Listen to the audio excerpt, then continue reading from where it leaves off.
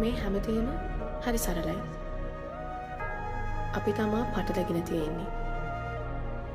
මේ කය පොළොවට පස්සෙන දවසට අපි යන්නේ තනියම.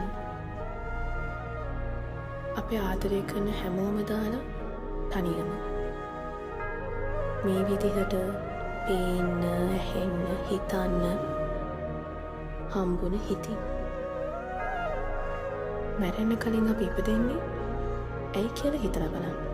නොදැන මේකෙන් කලියෙන්ම යන්න බලන්නේ නැතු.